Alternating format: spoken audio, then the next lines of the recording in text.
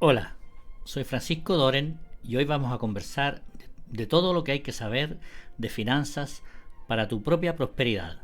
Este es un aporte de fondoalerta.com a la educación financiera y previsional de los trabajadores en Chile. Este trabajo está organizado en 3 capítulos en que tocaremos los conceptos básicos para la prosperidad de cada cual, el funcionamiento de los mercados financieros y los fondos de pensiones.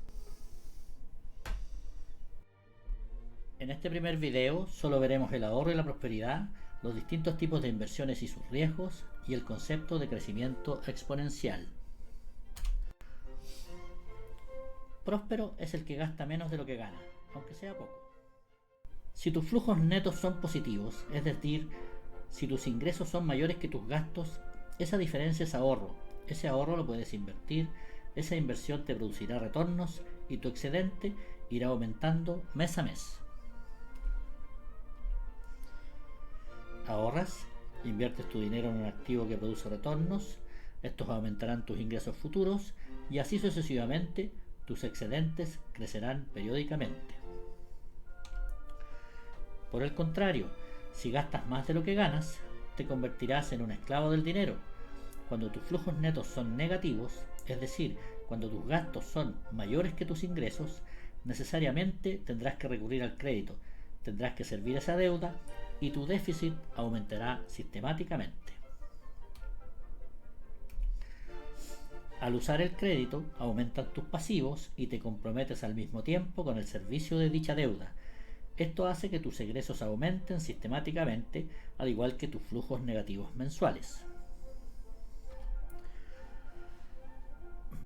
Existen muchísimas formas de invertir tu dinero, desde las más simples hasta las más complejas. La separación más básica que se hace en instrumentos de inversión es entre los instrumentos de renta fija o los instrumentos de deuda, por ejemplo un depósito a plazo y tasas fijas, y los instrumentos de capital o de renta variable, por ejemplo una acción que te participa de la propiedad de la empresa y te da derecho a su utilidad a través de los dividendos que reparte. Los instrumentos de renta fija son considerados más seguros y menos rentables que los instrumentos de renta variable, que son más rentables en el largo plazo, pero más riesgosos. Lo importante aquí es entender que siempre, a mayor riesgo, mayor rentabilidad y viceversa, a menor riesgo, menor rentabilidad. ¿Cómo se evalúa una inversión? Lo primero, por supuesto, es tener en consideración la rentabilidad esperada o el retorno que nos va a dar dicha inversión. Si se trata de instrumentos de renta fija, esta rentabilidad está representada por la tasa de interés. En el caso de las acciones, por la fluctuación de sus valores en la bolsa de comercio y por los dividendos que esperamos recibir en el futuro. En todos los casos debemos considerar su valor de mercado, es decir, lo que nos pagarían si decidiésemos vender este activo hoy día. También tenemos que considerar los riesgos de nuestra inversión. Por ejemplo, el riesgo de crédito, que representa el riesgo de que nuestra contraparte no sea capaz de cumplir con su compromiso de pago final, por ejemplo, de un depósito a plazo. También debemos evaluar el riesgo de tipo de cambio o el riesgo inflacionario. Si hacemos una inversión en dólares, estaremos sujetos a las variaciones que sufra el tipo de cambio entre la fecha de inversión y la fecha del vencimiento. En el caso de las inversiones en pesos, tendremos que tener en cuenta la variación del poder adquisitivo de nuestra moneda, representada por las variaciones del índice de precios al consumidor. También tenemos que considerar los riesgos de mercado. Por diversas razones, el valor de una acción determinada puede caer o subir violentamente debido a noticias que afecten las expectativas del desempeño de la empresa. Por otra parte, es importante considerar la liquidez del instrumento en que estamos invirtiendo, dependiendo de nuestras necesidades de caja. Es muy distinto cuando invertimos nuestros excedentes de caja con la intención de sacarlos a fin de mes para el pago de remuneraciones que una inversión de largo plazo como la que hacemos para financiar nuestras pensiones. Muchas inversiones financieras tienen beneficios o exenciones tributarios importantes. Cuando el ahorro del país es muy bajo, las autoridades económicas tienden a establecer estos incentivos para aumentarlo. Por buena que sea la inversión en todos los demás aspectos, siempre habrá que informarse cómo tributarán los beneficios obtenidos.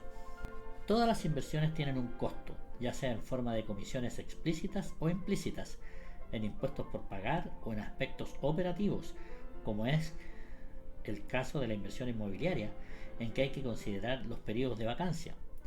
Es vital descubrir exactamente cuál va a ser el costo de nuestra inversión. Por último, hay que considerar el riesgo fiduciario. El riesgo fiduciario es nulo si el que recibe mi inversión gana cuando yo gano y pierde cuando yo pierdo.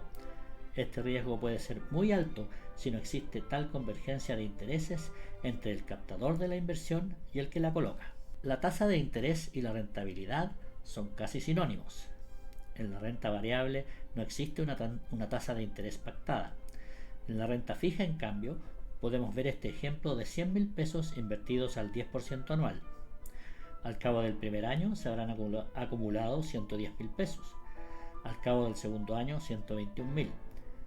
Así se calcula el valor final mediante la fórmula de interés compuesto.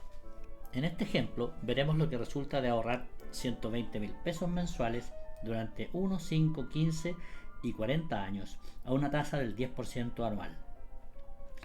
Observa cómo la rentabilidad sobre el total acumulado va creciendo con el tiempo. El primer año la rentabilidad solo representa el 5% del saldo final y va creciendo hasta llegar al 92% al término de los 42 años. La misma información con mayor nivel de detalle se aprecia mejor aquí. Este gráfico nos demuestra claramente la ventaja que tiene la gente joven sobre los mayores, en el sentido que les da mucho tiempo más por delante para construir su prosperidad. Vista en perspectiva, la línea azul representa el crecimiento de los ahorros durante los 40 años a la tasa prevista del 10% anual. Las líneas naranja y roja dejan en evidencia que pequeños aumentos de la rentabilidad promedio anual del 2% duplican y cuadruplican el saldo final respectivamente en los 40 años. Mientras más largo el plazo de evaluación, mayor será la sensibilidad a la rentabilidad promedio de la inversión. Un dato útil: cualquier cosa que crezca a una tasa uniforme duplicará eventualmente su valor en el tiempo. Este tiempo de doblaje se puede calcular fácilmente como 70 sobre la tasa de crecimiento. Es mucho más fácil entender si dices que los contagiados por coronavirus en Chile se duplican cada 10 días que decir que los mismos crecen al 7% diario. Asimismo, con una rentabilidad del 5% anual, cada 14 años duplicaremos nuestra inversión. Dicen que el inventor del ajedrez pidió al rey un grano de trigo en el primer casillero, el doble en el segundo, el doble del segundo en el tercero y así sucesivamente hasta el casillero 64 del tablero de ajedrez. Se rió el rey de tan humilde petición, sin embargo, tal como lo había ofrecido, ordenó satisfacer el requerimiento. Antes de terminar el día se dieron cuenta que la cantidad de trigo necesaria no se ha producido hasta el día de hoy en el mundo. Así de potente es la función exponencial. En este primer capítulo hemos visto algunos instrumentos de inversión, cómo evaluarlos y entender el concepto de crecimiento exponencial.